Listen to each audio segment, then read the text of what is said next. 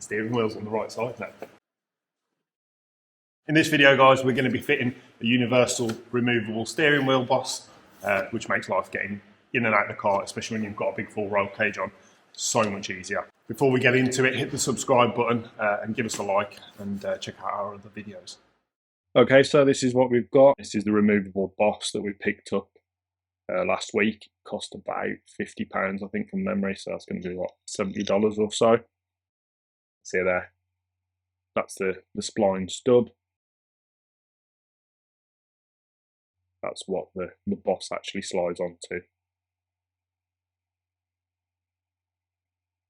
And that just mates in there and then clicks in. And what's really good about this one is you can pull your steering wheel off with one hand. So getting stuck into it, this is the standard Can-Am steering wheel, plastic thing. We've just got to whip that Can-Am centre out so that we can get to the nut, which is easy, just screwdriver in there and flick it out. So 24mm, ugger on there, spin that nut off, and then we just pull the steering wheel off. If you do struggle, leave the nut on and give it a good yank, and it will come off the splines, but make sure you leave that nut on. This is the spline boss, and luckily it slides down and fits the shaft really well, so that the outside diameter of the shaft fits the inside diameter of this universal boss that we've bought really well. The length of the spline, though, means that the steering wheel is really far forward. If this is where we positioned it, it'd be quite far forward. But as you can see there, I've got a lot of that spline to work with, and there's a bit of extra, so we can move that.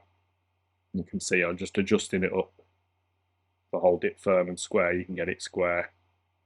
And if I put it all together like that, you can see how further forward the steering wheel is compared to where you'd normally have yours. So I just want to adjust that, and there's the difference in the steering wheels that we've got as well. So I don't want it too far forward, I don't want it too far back, so I'm just going to adjust the length of the spline here, and I'm going to take it down to the end of the markings for the splines that you can see, and that should work out really well. 2 seconds with the grinder and get it to the length I want.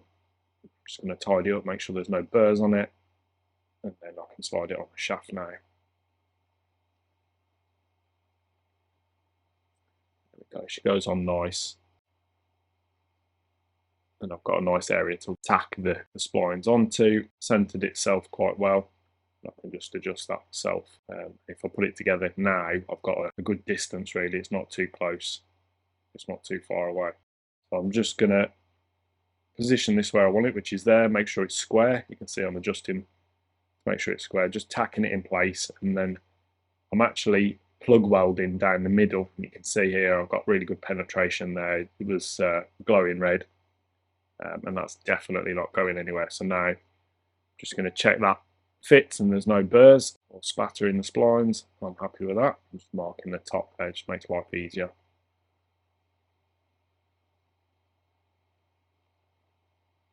So now I know where the steering wheel is when it's straight, and when you fit the steering wheel, it's one-handed operation, pulling it on, pulling it off, which might sound silly, but when you want to get out in a rush, you want to do it with one hand, nice and quick and easy, no stress.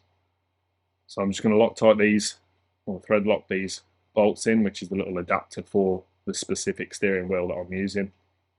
Firing them in with a bit of Loctite, tying them up. I'm going to do the same for the steering wheel bolts itself. Bit of thread lock, and then just assemble these, all these Allen head bolts up.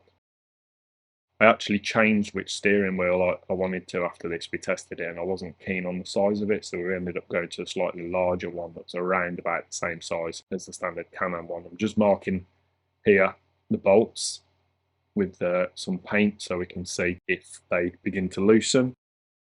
There you go, nice and easy. One hand on, one hand off. I can line up my paint marks, make sure I've got it square. Thanks for watching, guys. We got it done. It's a really easy job, and it's going to make life a lot easier getting in and out of the car. Hit the subscribe button, check out our other videos, and see what we do next.